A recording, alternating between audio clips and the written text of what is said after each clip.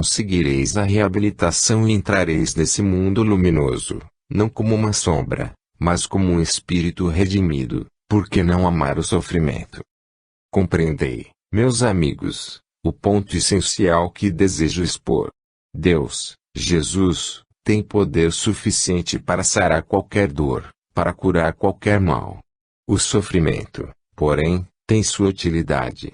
E, quando é necessário que ele permaneça, está não somente na caridade de Deus, mas na sua própria justiça, que ele permaneça.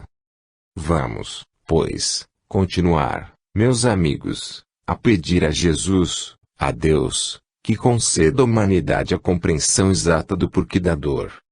Deus vos ampare, vos proteja e vos inspire sempre, para que, em qualquer situação da vida, possais sempre enxergar a razão das coisas, submissos a aceitá-las, submissos continuardes a viver. Deus vos ampare, vos guie em todos os passos da vossa vida. Anália Franco. Em 19 de maio de 1936. A influência do ambiente. Seja-vos concedida a paz de Jesus. Meus amigos, meus irmãos, assisti convosco todo esse estudo e, muito aprecio a orientação que se vos procura dar, no que concerne a espiritismo. Quando se está na terra, quando se convive no meio de espíritas, nós temos necessidade deste convívio, desta fraternidade que existe de irmão para com o irmão. Nós nos sentimos bem nestas reuniões, e, aqui mesmo, quantas vezes estive eu, sentindo a influência do ambiente, um ambiente fraterno, amistoso, em que cada um se sente à vontade. Quando se estuda, parece que todos têm o mesmo pensamento de poder colher alguma coisa de proveitoso para si. Esse elemento de fraternidade nas reuniões espíritas é de útil valor. Outras sessões igualmente assisti, mas não aqui, em que o ambiente era coeso, forte, animador, e eu noto que, quando se crê verdadeiramente, quando se é realmente espírita, é fácil estabelecer essa convivência espiritual de um para com o outro. Quando, porém, espiritismo desce a estas coisas pequeninas de que acabastes de tratar há poucos instantes, a fé nestas criaturas não é tão sólida, não está baseada no verdadeiro cristianismo. São pessoas que creem por causa das manifestações ostensivas dos espíritos. Creem, porque os espíritos deram sinais, porque se fizeram sentir, porque responderam a tais e tais perguntas, porque precisaram tais e tais datas, só por isso. A religião espírita não lhes toca o ser, é exterior. São as tais histórias ainda uma vez. Ou então, uma ocasião. E lá vai a narração de um fato espírita. Ainda um dia. Lá vem outra história. São estes os espíritas do momento. O espírita verdadeiro, meus amigos, não é este que conta histórias de foi um dia. O espírita verdadeiro é aquele que procura dar nos seus atos, na sua vida, a demonstração daquilo que crê. Ninguém é perfeito na terra. Ninguém pode dar um testemunho cristão, na altura de uma fé, porque todos são fracos, todos têm falhas, todos caem. Mas é notável a diferença naqueles que têm um alvo distinto, cristão, a colimar, e aquele outro que tem apenas a vanglória de dizer que é espírita. Quantos cumpridores das determinações dos guias, quando se lhes pergunta se são espíritas, respondem, sim, eu sou, mas tenho bem vontade de ser melhor do que sou. Enquanto outros, por acreditarem que o espírito sopra onde quer, move o que quer, agita o que quer, dizem a boca cheia, sou espírita, muito embora sua vida demonstre o contrário. Eu não vim para corrigir nem censurar, estou falando aquilo que sou obrigado a dizer, para que não dê manifestação inútil no vosso meio. Quanto a mim, esforcei-me na vida terrena para fazer aquilo que a doutrina me mandava fazer. Imperfeita, criatura falha em certos propósitos, nunca tive a intenção premeditada de fazer mal. Se o fiz, a consciência não me acusa, porque certamente foi involuntário. Hoje, do outro plano da vida, acompanho a marcha do espiritismo na Terra, vejo tudo quanto se passa em outros centros, Algumas vezes, aqui, ordinariamente assisto. Por vezes me veem, por vezes, me sentem, por vezes imaginam que estou presente, mas o certo é que acompanho os passos daqueles que me são caros. É grande o número dos amigos que deixei neste meio, com devoção, com carinho, com maior soma de bons desejos possíveis. Mas, meus amigos, não penseis que há exagero da minha parte, não interpretei mal meu sofrimento, as afeições que temos na terra. Outros espíritos bem mais adiantados vos têm dito, não morrem conosco, quem morre é o nosso corpo, e o meu, depois de padecer bastante, depois de um sofrimento atroz, que não só mortificou a mim, mas a quem viu, baixou à terra. Com ele foram as minhas afeições. Com ele foi a minha gratidão aos que me cercavam, sobretudo a quem jamais deixou um minuto sequer de me atender o sofrimento. Com ele baixou o espírito. Não, meus amigos. Não. Não. Com o corpo baixou, tão somente, a carne que o revestia, essa mesmo padecente do mal que suportou. O espírito passou para a eternidade e lhe foi concedido repouso, para que pudesse descansar de tanto sofrer. E com ele foi toda a minha afeição, que ainda hoje conservo na altura. Não pense quem me escuta, que, sequer, um sítio desta afeição diminuiu, dá a impressão de que cresce dia a dia. A afeição espiritual não atinge em pensamentos mesquinhos da terra. E houve até alguém que, não me conhecendo bem de perto, quando viu certa mudança social na vida de quem me foi caro, pensasse, que estará pensando se o espírito pudesse sorrir, eu o faria. Não deixou de ter uma razão quem assim pensou, porque me conheceu aqui na minha dor. Toda mulher que ama é como eu fui, a menos que não dê importância ao objeto do seu cuidado. Mas, quando se é espírito e se tem a compreensão da doutrina, o espírito trata de se manter na altura para que foi criado. Eu tenho desejo de subir, tenho vontade de evoluir. Peço a Deus, meu Senhor, peço a Jesus, meu divino Mestre, que me faça, se é da sua santíssima vontade, o espírito protetor dessas duas almas que se uniram tão de meu agrado, para que as possa guardar de todos os perigos evitáveis, de todo sofrimento inútil, porque daqueles que são necessários, bem compreendo que não o poderia fazer. Peço a Deus que eu me mantenha nesse sentimento, para que possa dar uma prova cabal de que jamais passou pela ideia do meu espírito prejudicar quem nunca teve culpa do meu sofrimento. Antes, bem ao contrário disso, procurou aliviá-lo de todas as maneiras. Meus amigos, compreendei, os nossos amores não ficam na terra, passam conosco para outra vida. Deus guarde todos vós, Deus vos ampare e proteja, e a mim conceda a evolução de que meu espírito necessita. Carmen. Em 20 de maio de 1936. Vós sois o sal da terra. Meus amigos e meus irmãos, a paz de Jesus esteja convosco. A propaganda da doutrina espírita continua a se fazer com intensidade, em toda parte da terra que habitais. Em cada centro espírita, em cada núcleo cristão, a palavra de espiritismo se faz ouvir com a autoridade que a verdade lhe dá. A propaganda espírita, no seio das coletividades, continua intensa, fervorosa, prometendo fruto e frutos são. Convém que assim continue para que o resto da população terrena, que ainda não conhece as graças de espiritismo, possa vir a compreendê-las, recebê-las, assimilá-las, para seu bem. Meus amigos, quando se tem consciência de que se está com a verdade, não se deve ser pusilânime. O fraco, aquele que se acovarda, que tem incertezas em sua fé, teme o último dia, porque não sabe o que lhe trará esse dia. Aquele que se agarra a uma fé fictícia está como alguém que se vê à beira de um rio, em risco de se precipitar no abismo. Quando se prega a doutrina espírita com a convicção da fé, se está seguro do que se fala e, por conseguinte, do que se exemplifica. Continue-se a fazer propaganda com toda a intensidade. Não vos esqueçais, porém, meus amigos, jamais, da palavra do Divino Mestre, nos Evangelhos, quando disse para seus discípulos: Vós sois o sal da terra. Se o sal degenerar, com que se vai temperar?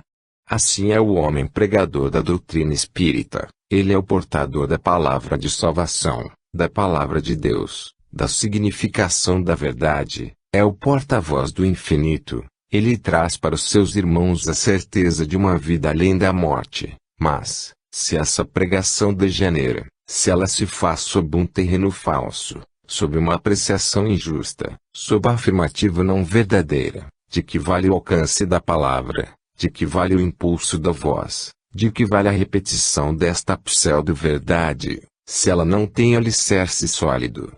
O Espiritismo São está preparado para qualquer situação da vida, e, assim, prepara, igualmente, os seus crentes. Se a vida corre feliz, se nada falta ao crente espírita, ele louvará ao seu Deus pelas muitas bênçãos que recebe. Se, porém, a vida lhe é adversa, as contrariedades, as decepções, os desgostos são a farta messe da sua colheita, ele dobra os seus joelhos diante de Deus, pedindo a sua caridade, para que possa resistir a essas provações difíceis da existência terrena, conformando-se, em tudo, com a vontade de Deus, mas, ao mesmo tempo, suplicando conforto que venha do alto, para rimo da sua fraqueza. E essa fraqueza se transforma em fortaleza, está bem amparada, porque ele crê na palavra espírita, na sua verdade. Espiritismo deve ser levado a todos os cantos da terra, carregado por todos os ventos, de norte a sul, de ocidente a oriente. Por toda parte a palavra espírita soará. Mas ai daqueles que fizerem falhar os seus desígnios, ai daqueles que não a interpretarem bem, ai daqueles que adulterarem a verdade espírita, ai daqueles que fizerem dela a profissão mercenária do seu ganha-pão. Meus amigos, a doutrina espírita vem, serena e doce, trazer para o homem a certeza da vida além túmulo, a recompensa das suas virtudes, ao mesmo tempo que lhe traz aos olhos a consciência dos seus pecados. Deus a ninguém castiga. Um Pai misericordioso e bom não tem a falta de caridade humana, que castiga para se vingar. Deus, ao contrário de tudo isso, dá ao homem a faculdade do livre-arbítrio, para que ele possa ser julgado até por si próprio, e, se ele procede bem, tem a recompensa da boa conduta, mas se desvia, sofre a consequência dessa falta de orientação na sua própria direção. Eis o que o Espiritismo vem dizer à criatura humana: meus amigos, corrigi-vos, enquanto é tempo, levantai-vos, de pé, olhai para dentro de vós, limpai as máculas do vosso caráter, purificai-vos, tornai-vos mansos, corretos, justos, obedientes às leis, caridosos para com os outros. Espiritismo vem dizer essas coisas, mas também, por outro lado, diz a alma sofredora: vá caminhando ao peso da tua cruz, vai até o cimo do monte, como Cristo fez, ele que não tinha culpas, mas tu tens um passado que não conheces. Cada lágrima vertida de teus olhos, cada espinho cravado no teu coração, cada tropeço posto diante do teu passo, será mais um incentivo para que tua fé se avive. E depois, quando perpassarem os tempos, e teu espírito, fora do corpo de carne, se apresentar no além, o livro do destino te será patente, para compreenderes tudo quanto se passou. Nas suas linhas, nas suas páginas sublimes, verás quanto adiantastes em teu progresso na terra, quanto ganhaste na tua evolução. Ao passo que, se não procederes retamente, se caíres na tentação de fugir pela porta falsa do suicídio às provas que te compete passar, verás no livro do infinito a página negra que tu próprio escreveste no teu destino. Esta é a vida, meus amigos, é o correr dos tempos, hoje na altura, amanhã no declínio. Não vedes o exemplo do sol? Ele nasce, vai subindo, vai se levantando até alcançar a máxima altura que lhe foi marca pelo tempo. Logo, minutos após, começa o seu descambar, até sumir-se no ponto oposto ao que apareceu. É uma figura, assim é o homem. nasce, vai a crescer, até alcançar o apogeu da glória, mas a glória é a fictícia do mundo. Depois, quanto mais alto se coloca, mais depressa vai descambando novamente, até ser reduzido à sua primitiva posição. Tudo na vida é assim. Não há que estranhar. Apenas o caráter do indivíduo, a sua figura moral, a sua estatura espiritual, deve sempre crescer, permanecer ereta, firme, sem dúvidas, para que também quando o corpo carnal baixar à sepultura, esse espírito se possa desprender e permanecer limpo de culpa, diante de si próprio. Com que prazer a alma se admirará refletindo em si apenas pureza, apenas limpeza de caráter. Enquanto outros, ao deixarem as vestes carnais, como que se procuram encolher, curvar, diante do pecado que lhes surge pela frente. E o perispírito toldado, está a mostrar a negrura, a fealdade do caráter espiritual. Meus amigos, são verdades, o que acabo de dizer. Sede sempre pequeninos, ninguém queira ser grande, ordinariamente, estes, são os menores, ninguém queira crescer, antes diminuir, porque a humildade é exatamente o que eleva o caráter do homem, ela o coloca como Deus o quer, no seu papel de criatura livre, enquanto o orgulho se assenhoreia dele de tal forma, que o desvia do bem. O orgulho, meus amigos, será batido pela humildade. Aquele que for egoísta não viverá bem, e o que não será o seu futuro espiritual. Assim, meus amigos, vivei na vossa humildade, na vossa pobreza, mas na grandeza espiritual do vosso ser. Deus vos guarde. Alfredo Barcelos. Em 22 de maio de 1936. Consolo e esperança. Meus amigos, minhas irmãs, Deus vos conceda a sua paz. Segundo é o meu costume, gosto de dar para toda assistência uma palavra de animação, de conforto, de coragem. Começarei esta breve locução, porque os minutos estão contados, para dizer aos pais aflitos que neste momento se encontram nesse recinto, com especialidade a mãe que, idolatrando sua filhinha, a viu partir tão cedo para o mundo além, que fiquem tranquilos. Nada mais verdadeiro do que esse brocardo popular que anda na boca de um e outro. Deus escreve direito por linhas tortuosas quando um lar feliz, bem constituído, vive para o sorriso de uma criança, e da atividade dessa criança se nutre, do seu crescimento, do seu desenvolvimento, da sua inteligência precoce, do seu desenvolvimento espiritual, que cresce dia a dia. Quando um lar feliz assim vive, pensa que essa felicidade é duradoura. Mas, como tudo na terra é transitório, eis que subitamente é arrebatado do lar terreno esse espírito, pelo chamado inadiável da providência. Minha irmã e meu irmão, alimentai a vossa fé com essa saudade permanente que tendes dentro da alma. Deus dá aos espíritos, segundo o seu próprio merecimento. Porque conservar o espírito cativo na matéria, se ele tem a evolução suficiente para habitar no mundo da luz? Quereis que Deus proceda com os espíritos, como os homens desalmados fazem com os pássaros. Eles que têm ambiente azul para estender os seus voos, toda a sua ambição de subir, presos, reclusos nas grades de ferro de uma gaiola, que lhes tolhe o movimento das asas inquietas. Assim, Deus, permitindo a encarnação dos espíritos, permitindo que seja tolhida a sua liberdade, só o faz no interesse do desenvolvimento do espírito.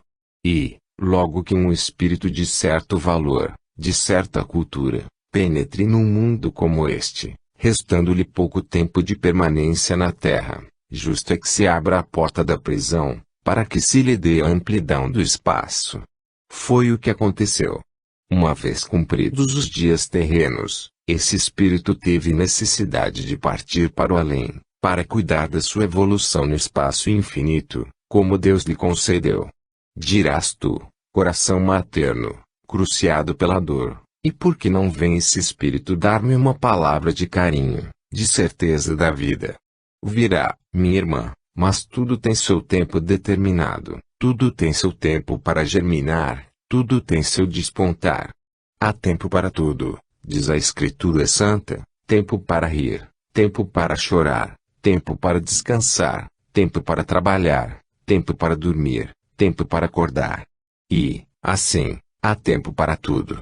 Espera pacientemente, chegará a vez para que esse Espírito possa descer, para te falar.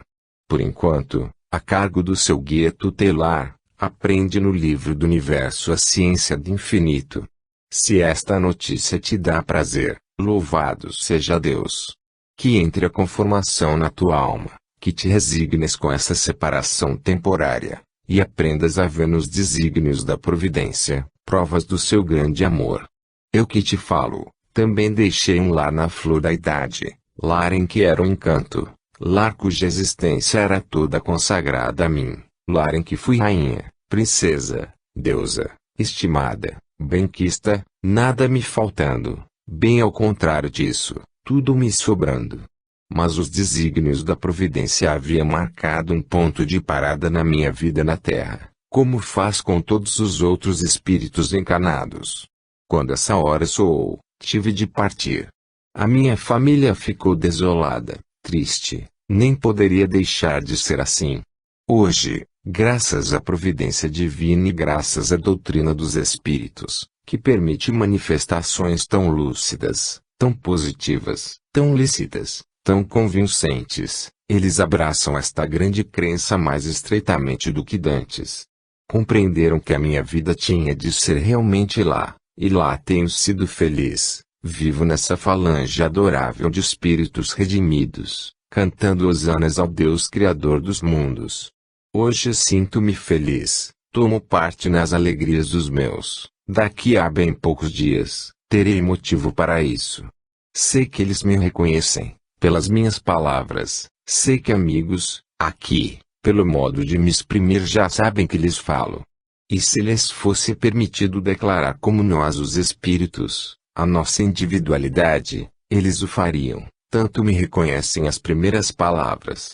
Isto acontecerá contigo, minha irmã, tem paciência um pouco mais. Faze tuas preces a Deus, tem ânimo. Os corações das mães são verdadeiros cofres de amor para seus filhos. Se pudesse elas guardá-los dentro dos seus corações, fechar-lhes as portas, elas o fariam. Mas não pode ser. O espírito também é um ser responsável por si, e, para sua evolução, tem que seguir os ditames marcados pela providência infinita de Deus. Ser resignado e feliz, porque o espírito que em teu seio viveu como um ser encarnado, e em teu lar ocupou lugar proeminente por um lapso de tempo tão curto, é feliz na eternidade, e há de dar o seu próprio testemunho. Tem paciência e crê. Irene. Em 22 de 05 de 1936. Tomai sobre vós o meu jugo. Meus amigos, prezados irmãos, Deus vos conceda a sua paz. Quando o Salvador viveu entre os homens nunca pronunciou uma palavra inútil, tudo quanto falou foi a expressão da verdade, e cada expressão sua, era um verdadeiro ensinamento. Jesus não fez discursos, Jesus não deixou livros a serem publicados, ele foi conciso e bom, cada expressão sua revelava um conhecimento profundo da vida eterna. E Jesus trouxe sempre ao olhar do homem, ao seu estudo, assunto que pudesse elevar a crença de uma vida superior. Sempre falou das moradas que seu pai tinha preparado para seus filhos, sempre se referiu às moradas eternas, preparadas por Deus para aqueles que sabem crer, sempre revelou ao mundo a caridade infinita de Deus, perdoando o mais ínfimo pecador, após um arrependimento sincero, e uma emenda perfeita. Meus amigos, Jesus sempre se ocupou da humanidade. Quando seus lábios se abriam para a doutrinação das multidões, pronunciava frases como estas: eu vou preparar-vos lugar, não vos deixarei órfãos, mandarei um novo Consolador e esse vos falará de mim. Onde são essas moradas que o Cristo foi preparar para os filhos da terra? Onde se encontram esses mundos habitados por aqueles que os conquistam pelo trabalho, pela perseverança, pelo cumprimento da prova, pela regeneração do caráter? Essas moradas infinitas, Essas moradas eternas preparadas pelo próprio Jesus para todos nós, são esses tantos mundos que a ciência vos revela, os quais se encontram na imensidade infinita, girando sobre si mesmos, com essa maravilhosa ciência que o mundo procura compreender, mas que não apreende de todo. Admira, é realmente para admirar, que a criatura humana estudiosa, procurando beber na ciência a ilustração para seu espírito, possa negar a habitabilidade desses mundos. Por que razão o Criador Supremo do Universo, o grande arquiteto universal, formaria inutilmente esses mundos luminosos, que se encontram espalhados por todo o universo, para os deixar completamente desabitados? Não, meus amigos. As almas que se purificam, na terra, e que conquistam, pela dor, pela paciência, pelo sofrimento o resgate de suas culpas, ao ganharem a eternidade não ficam divagando por esse espaço infinito, insondável, sem paz, sem sossego, sem morada sã. Ao contrário de tudo isso, a alma bem-aventurada tem a sua morada preparada pelo Cristo. É por isso que se diz constantemente aos homens, meus amigos, pensais na vida material, fazeis bem. Vós viveis num mundo em que só à custa de muito esforço, de muita dor, encontrareis alguma paz, alguma tranquilidade, algum conforto. Vós viveis num mundo em que cada um tem que ganhar o seu sustento à custa do suor do seu rosto. É justo, portanto, que tenhais preocupações com a vida terrena e garantais o vosso futuro, para não entrardes na miséria extrema, quando a velhice aparecer nos vossos dias terrenos. Mas não vos esqueçais dos dias eternos, porque os da terra são transitórios, enquanto os eternos decorrem no plano infinito. Não esqueçais o preparo dos vossos espíritos, para vos poderdes alar a mansão serena da justiça e do amor, onde vos tem precedido entidades queridas, criaturas estremecidas por vós, almas puras que deixaram a terra para viver nesse mundo azul, onde tudo é belo, onde tudo é luz, onde tudo é riqueza. Preparai-vos, meus amigos, para a viagem eterna. Preparai-vos, para a felicidade. Lembrai-vos de que um dia na terra é um minuto na eternidade. Que importa o sofrimento transitório, a quem vai gozar futuramente uma vida cheia de felicidade.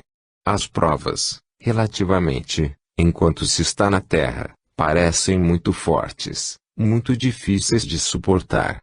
Mas, quando se tem deixado as vestes carnais e se penetra no mundo infinito, como o sofrimento da terra parece pequenino, em vista da luminosidade que cerca o espírito. Trabalhai, meus amigos, pela ilustração dos vossos espíritos. Esforçai-vos por serdes bons. Os homens pensam tão pouco em serem bons. Ao contrário disso, guardam tanto rancor dentro das suas almas, custam tanto a perdoar, lembram-se tanto do pecado alheio, esquecendo as próprias culpas. Têm tão pouca caridade com as faltas do próximo, trazendo-as sempre patentes ao olhar das outras criaturas, enquanto as próprias faltas procuram encobrir. Meus amigos, que não seja assim convosco. Lembrai-vos de que todos vós tendes necessidade de ter sentimentos puros, altruísticos, de bondade, de caridade, para que possam os vossos espíritos se cobrir com as vestes de pureza, de claridade, que os hão de envolver para penetrarem nas mansões da luz. Deus vos conserve sempre dentro dos preceitos evangélicos da doutrina espírita, recordando satisfeitos as palavras do Divino Mestre, em outros tempos: sede mansos, sede puros, sede pacíficos, tomai sobre vós o meu jugo que é leve, e o meu fardo que não é pesado. Recordai-vos da palavra do Mestre e prossegui avante. Que Deus vos guie, que Deus vos inspire, que Deus vos anime. Bianca. Em 26 de maio de 1936. Oração.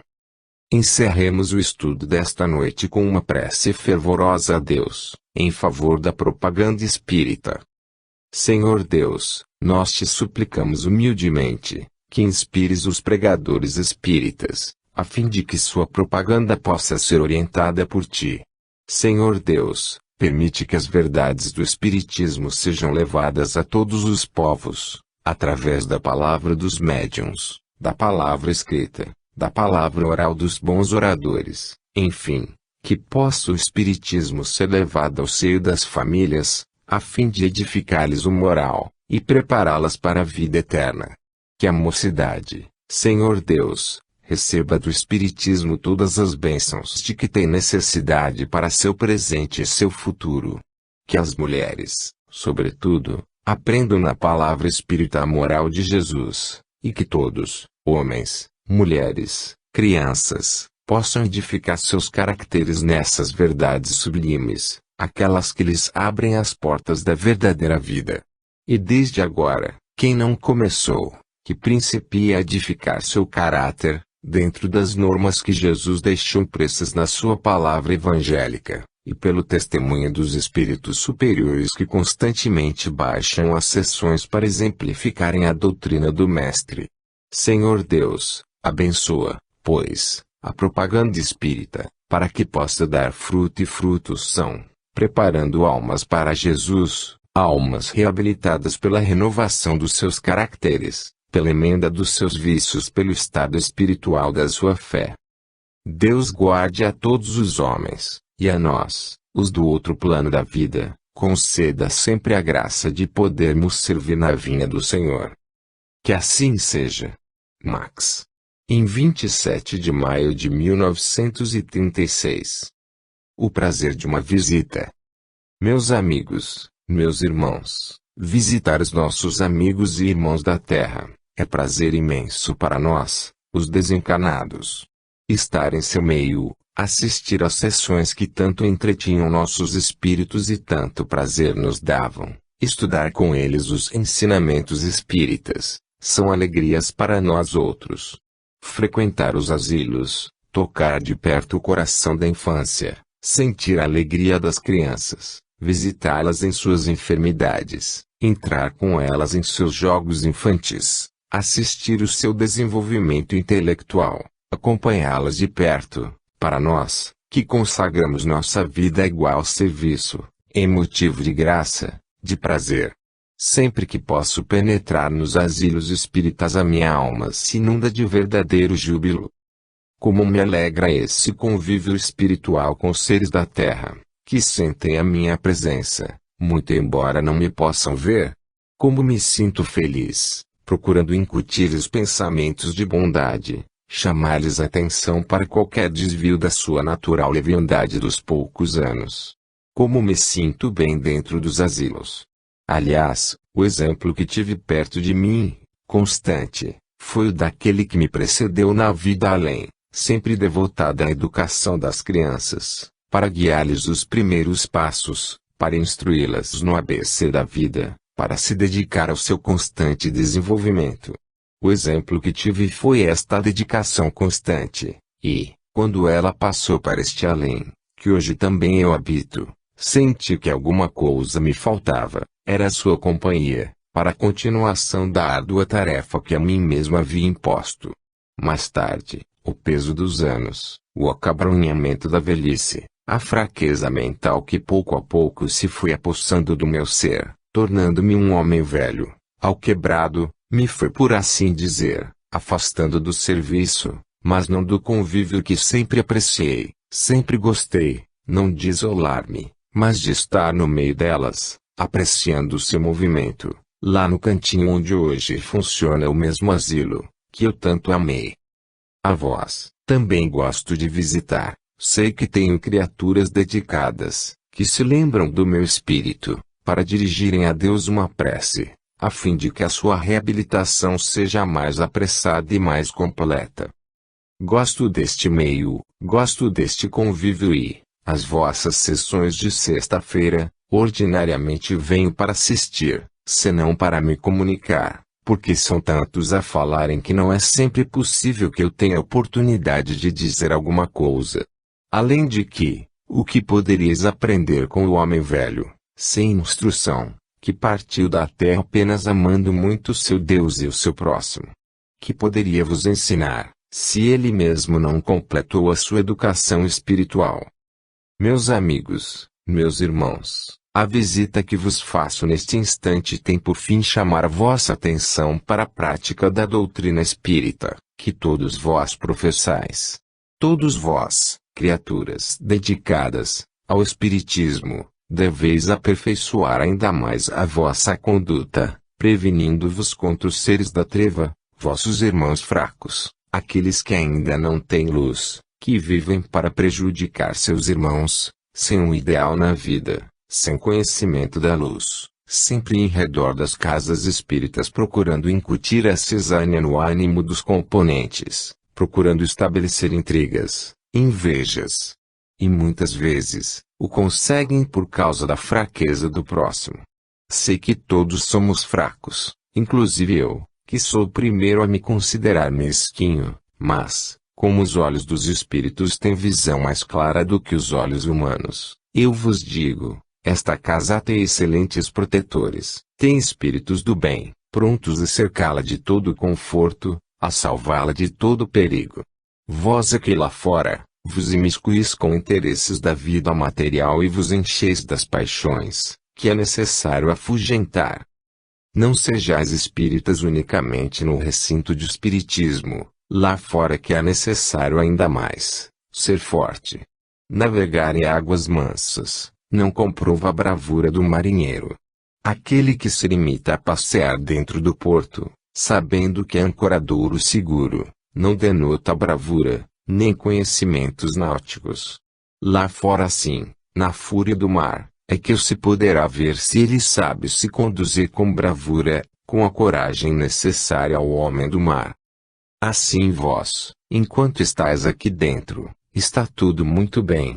Não há constrangimento algum. Lá fora é que há tempestade. Livrai-vos das tentações, porque elas não são pequenas. E aquele que não sabe se guardar, acaba falindo.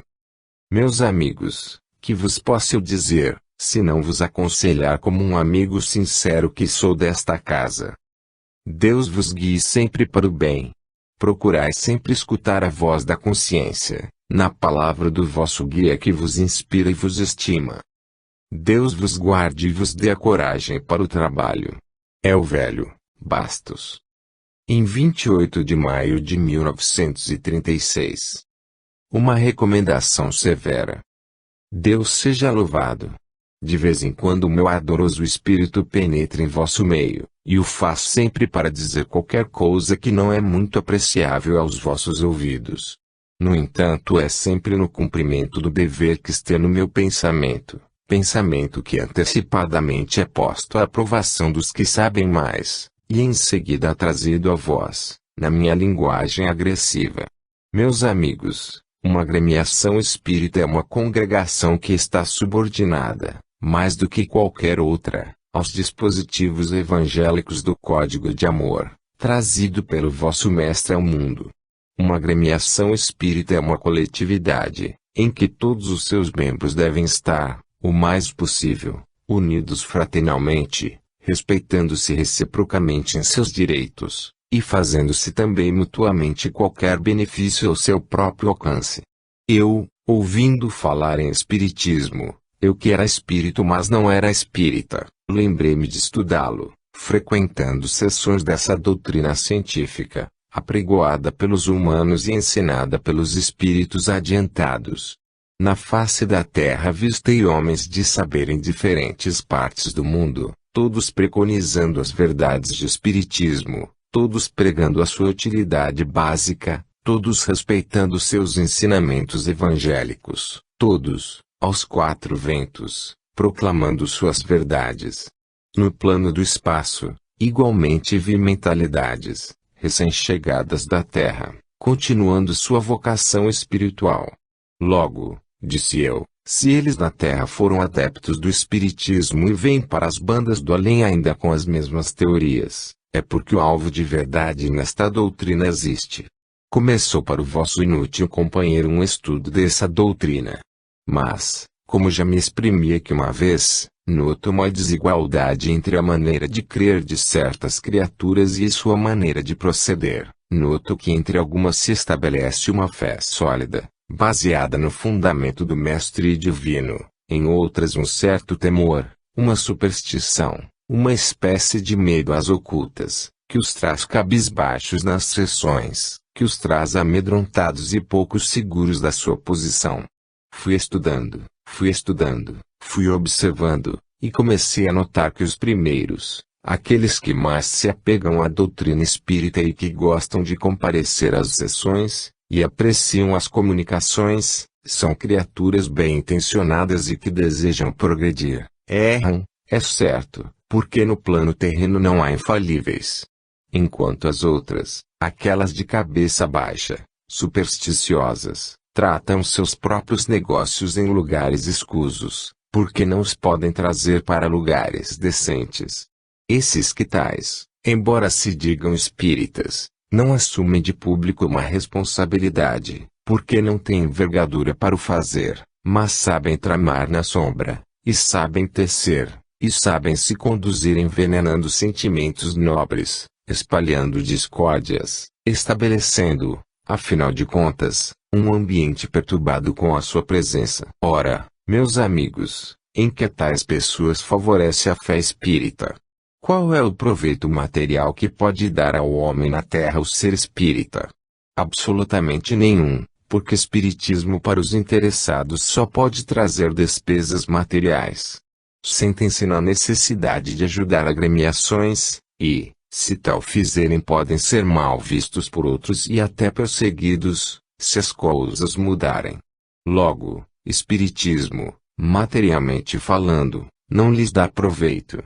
Agora, espiritualmente, sim, é outra coisa. Ele pode dar muito proveito àqueles que têm fundamento na sua crença, porque sabem semear aquilo que querem colher. E isto há bem poucos minutos foi dito aqui.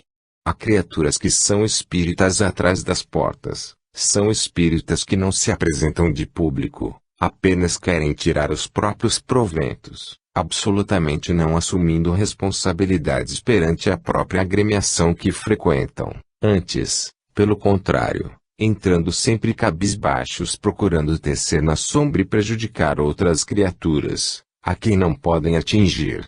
Meus amigos, vamos pôr os pontos nos dois.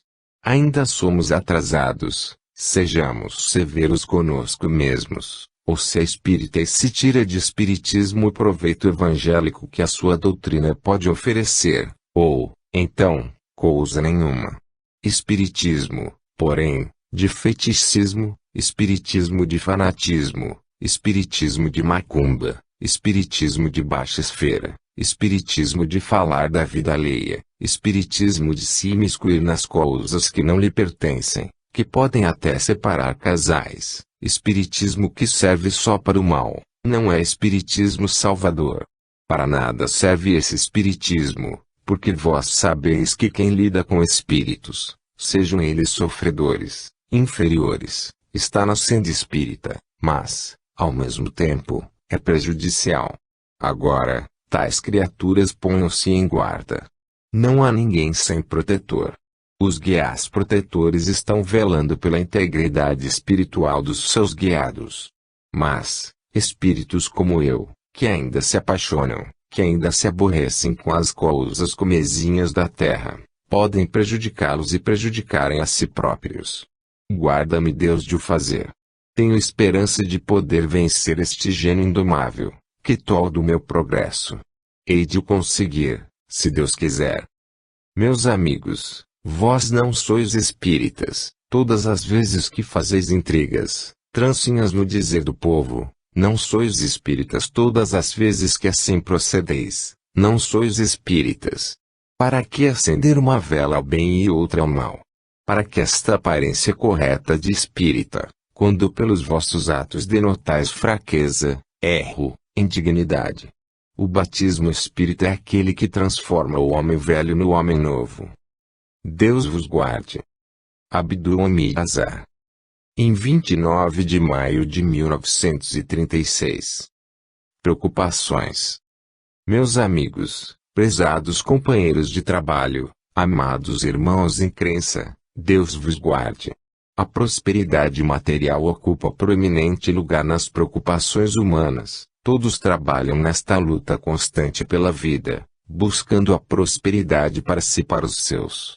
É assim que os homens desenvolvem os seus negócios, procuram empenhos a fim de se colocarem bem na vida, estudam, trabalham, esforçam-se a fim de poderem ganhar alguma prosperidade na vida material, que lhes permita ficar ao abrigo de umas tantas eventualidades na vida terrena. Esta preocupação de prosperidade deve também acompanhar o homem no que diz respeito à sua vida espiritual, porque é possível prosperar na terra grandemente, mas unicamente pelo lado material, não prosperando, permanecendo inativo, retrogradando até, em matéria espiritual. O progresso material não deve de forma alguma prejudicar o espiritual, bem ao contrário disto, deve um impulsionar o outro. Sim, porque se o espírito é um homem inteligente, capaz de desenvolver sua capacidade intelectual, estudando, desenvolvendo-se e aprendendo aquilo que a ciência lhe pode fornecer como um cabedal seguro para seu progresso espiritual, decorre daí, naturalmente, esta outra conveniência, que não é possível negar, o progresso material. Sendo ele inteligente, culto, compreenderá mais facilmente aquilo que é mais conveniente para o seu progresso. O contrário disto é o homem compenetrar-se que deve progredir na terra, arranjar posição social, colocar-se bem, ganhar fortuna, ser, enfim, somente útil aos seus, esquecendo porém, o seu privilégio espiritual. No entanto, quem observa o que se passa no plano terreno nota uma disparidade no progresso. Vê-se indivíduos grandemente enriquecidos na vida material e paupérrimos, espiritualmente falando. Homens possuidores de inteligência, inteligência culta, homens ricos, nada lhes faltando do que é necessário para o andamento material da sua vida e da vida dos outros, homens que se dedicam ao trabalho, que são enérgicos, tendo mesmo um certo grau de probidade, enfim, desenvolvendo inteligência e atividade verdadeiramente louváveis. No entanto, o seu lado espiritual é morno. Dá a impressão de que naquele corpo existe apenas a energia vital própria da matéria, e que o espírito está entontecido, imerso nessa letargo prejudicial à sua atividade espiritual. Por quê? Pois será possível que num mundo onde tudo progride, em que as vias de comunicação como que se centuplicam cada dia, as descobertas científicas da mesma sorte palpáveis aos olhos humanos, a vida para alguns seja a causa de desânimo, para outros incentivo para maior trabalho. E como, só o lado espiritual das coisas é assim frio, morno, gélido, dá a impressão de que esse progresso material prejudica o lado espiritual dos homens. Se vós caminhardes para a roça, para esses lugares onde muitas vezes se é analfabeto, vós notareis a simplicidade, a ternura de coração, a confiança. Por quê? Iremos nós então apregoar a ignorância e condenar o estudo, o progresso? Não chegaremos a este absurdo. Apenas o que noto e observo cada plano da minha inferioridade, é que o progresso material que tanto desenvolvimento revela nos tempos atuais, é a única preocupação do homem. A preocupação de edificar o ser moral, o seu intelecto, a parte viva, imortal do seu ser, não é igual à preocupação que ele dispensa a esse trapo que um dia será entregue à terra. De tal forma as causas materiais absorvem as inteligências humanas, que a própria mocidade se atrofia em seus sentimentos. A própria mocidade, que tem energia, esperança na vida, força de viver, que é o encanto, a beleza da vida, a própria mocidade se estiola, porque gasta todas as suas forças, todas as suas energias, nos prazeres materiais que o progresso lhe oferece. Perde suas noites, entrega-se a vigílias prejudiciais, cansa-se em exercícios que sacrificam o próprio corpo físico, e deixa a mentalidade absolutamente sem alimento para se sustentar. Vede quantos vão ao médico em busca de tônicos, vitalizantes para as suas energias físicas. Quantos? É bastante que uma certa fraqueza se aproxime do seu corpo e já eles estão alarmados. Sinto uma debilidade em mim, não sou o mesmo homem, dá a impressão de que alguma coisa Estou perdendo, talvez, fosfatos. Mas não os vedes nunca se queixarem de fraqueza espiritual. Meu Deus, parece que a minha fé se esvai. É preciso velar pelo meu espírito. Ninguém se queixa. Por quê? Porque não dão importância ao alimento do espírito. No entanto, meus amigos, para o corpo é preciso gastar, trabalhar muito, e para o espírito, o pão da vida é de graça. Nada custa. Deus, em sua grande caridade, o oferece gratuitamente a todos os homens. Eu, conversando convosco, que outra coisa não é esta palestra, venho chamar a vossa atenção para este ponto. Aqui presentes, há criaturas de diferentes posições, trabalhadores, em regra.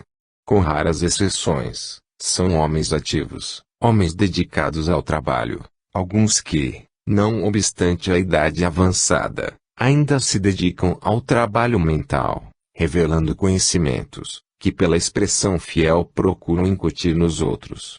Pois, meus amigos, trabalhai, produzi, auxiliai vosso país materialmente com as energias do vosso ser, trabalhando, edificando, mas não vos esqueçais também que há dentro de vós alguma coisa que não envelhece, que é o vosso espírito, cuja vida não perecerá jamais, cuja vida não se extinguirá. Alimentai a vossa fé, que vos acompanhará até a borda do túmulo, lá deixando que o corpo penetre, e limpa, pura, seguirá com o vosso espírito para o além. E vós outros, que velais pela mocidade, que tendes de edificar o espírito dos outros pelo exemplo da vossa vida, portai-vos sempre de tal sorte que convosco se aprenda. Que ninguém olhe para os vossos atos e diga, ali vai um que se diz espírita, mas que se conduz mal. Antes, pelo contrário, aprendamos com ele, que dá o testemunho fiel de uma vida espírita. O homem e a mulher espírita não devem esquecer sua responsabilidade. Sua vida é, por assim dizer, não um livro fechado, cujas páginas ninguém lê, mas um livro visível aos olhos dos outros, porque cada ação será uma expressão do seu interior, cada palavra uma manifestação do pensamento cristão. Pela sua conduta correta, clara como a luz do dia, pelos seus atos e costumes, aprendem aqueles que não são cristãos. Viana de Carvalho. Em 2 de junho de 1936. Compensações. Meus amigos, estudais o sentimento mais nobre, mais elevado que o Salvador trouxe ao mundo, cuja semente buscou implantar no coração da criatura, sentimento que veio do próprio Deus, porque Ele é amor. Nós, os espíritos, quando visitamos a Terra e penetramos em certos ambientes, onde presumimos encontrar atmosfera propícia à expansão do nosso amor, quantas vezes voltamos desolados, quantas vezes sentimos-nos tristes, por vermos a escassez de amor que lá existe. Esposas, que possuem os mais amorosos maridos, sem compreenderem a afeição de que são objeto, sem retribuírem a dedicação, a ternura de um esposo modelar. Às vezes, o contrário disto, mulheres dedicadas, que consagram ao lar todos os seus pensamentos, desprezadas pelos maridos, que as abandonam ao sofrimento. Mães amorosas dos seus filhos, cujo coração responde pela pulsação do coração do filho, cuja dor é pressentida por ela, que a sente primeiro do que ele próprio, quantas delas chorando, perdendo noites inteiras de sono, por causa do amor que o filho ingrato não sabe retribuir, e quantas outras, desoladas sofredoras, a suspirarem dolorosamente feridas no íntimo do seu ser pela partida dos filhos que adoram. Pais, igualmente amantes dos seus, privados dos seus carinhos. E mais do que tudo isso, enquanto os lares penetramos nós e encontramos a discórdia, a falta de harmonia, a inconsciência, a decepção. É tão triste presenciar todas essas desarmonias constantes entre criaturas que deviam viver juntas, presas pelo mesmo elo de amor, suportando as dores juntas, amigas umas das outras, auxiliando-se cada uma reciprocamente. E, no entanto, o contrário é o que se vê, a turbulência, a perturbação, a falta de estima mútua entre seus componentes. Esta é a vida na Terra. Graças a Deus, a nossa tristeza se compensa muitas vezes, porque penetramos em lares bem constituídos, o chefe da casa, modelo dos esposos, caridoso e bom para sua mulher, tendo ao redor de seus filhos que Deus lhe deu, estes, igualmente, carinhosos e bons, cercando os velhos progenitores de todo o conforto, para que sintam na velhice o seu consolo, filhos fortes, robustos, servindo de amparo aos velhos e alquebrados pais. E sentimos que ali tudo corre bem, que aquele lar é feliz. Mas esta não é a regra da terra. Entrou a discórdia em todos os lares, a desavença, a falta de respeito. Falam as mães, e as filhas respondem mal-humoradas, achando que seus conselhos são arcaicos, são do tempo de antanho. E hoje não podem aceitar essas coisas. São velharias. Os filhos também, são rapazes modernos, os conselhos dos pais não têm importância para eles, não são respeitados. Isto é que se vê. Ora, meus amigos, quando se penetra numa agremiação como esta, numa coletividade em que as crianças podem ser irmãs pelo espírito, mas não são pelo sangue, quando se penetra numa casa como esta, em que se tem de viver com todos, cada um com seu perfil moral, com a sua maneira de ser, e se observa o grau de harmonia, tem-se prazer, porque, graças a Deus, penetrando-se aqui, não se tem motivo de tristeza. Agora mesmo venho de cima, tendo visitado todo o prédio, sei que há crianças enfermas, mas são cuidadas desveladamente, como se tivessem mães carinhosas à sua cabeceira. Como isso conforta a alma, como dá prazer. Venho dizer, minhas amiguinhas, sede unidas umas com as outras. Quando Deus vos colocou juntas, debaixo do mesmo teto, foi porque quis que recebesseis a mesma educação, o mesmo carinho, o mesmo conforto, o mesmo amparo para o vosso corpo, para os vossos espíritos. Criai-vos neste ambiente de paz e amor, sede verdadeiras irmãs, umas das outras. As pequeninas pouco podem fazer, pela inexperiência dos anos, enquanto vós, as maiores, já tendes maior desenvolvimento intelectual e mais compreensão de vida. Elas, coitadinhas, mal começam a ler. Sede boas, minhas amigas. Não custa nada ser bom. Porque aqui nenhuma voz se levanta contra alguém. Porque o seu amor vai sobre cada um de vós e buscais retribuir a mesma soma de amor. E assim vos sentis felizes. Por que não fazeis da mesma forma com qualquer? Amai-vos umas às outras, minhas amiguinhas, lembrai-vos de que Jesus, o vosso mestre, o vosso amigo, o pastor de vossas almas, era todo amor, toda bondade, e nem por isso deixou de ser toda justiça, toda verdade. Segui-lhe os passos, minhas amiguinhas, instrui-vos no cristianismo espírita, não escuteis a voz do mundo, porque ele nada de bom tem para vos dar, enquanto Jesus vos prepara um futuro feliz. Deus vos guarde e vos guie. Célia. Em 2 de junho de 1936. O verdadeiro símbolo da fé. Meus amigos, meus queridos irmãos, há uma fonte cristalina que corre do trono de Deus, a qual nós chamamos o Rio das Águas Vivas. Suas águas mansas e salutares fazem bem ao espírito. É nele que se produz o verdadeiro batismo da fé, é nele que se lava toda a mancha do pecado. Essas águas sacrossantas é que Jesus aponta a criatura humana para sua salvação, nas quais todo ser de bom senso deve aspirar um dia banhar-se, para se purificar de todo pecado. Meus amigos, uma figura belíssima esta, em que se aponta ao pecador a maneira segura de se limpar de toda a culpa. Nas necessidades corporais a água é essencial, sem ela nenhum asseio perfeito pode se fazer. A água na terra é um bem precioso, e Deus concede as grandes nascentes, os rios caudalosos, para que a criatura humana se possa refrescar, dessedentar, e até mesmo para que animais, mansos ou ferozes, possam mitigar a sua sede. A água é um bem comum, corre por toda parte, desde a montanha até o vale, saneando, purificando, fortificando, fertilizando, e banhando todo o terreno a que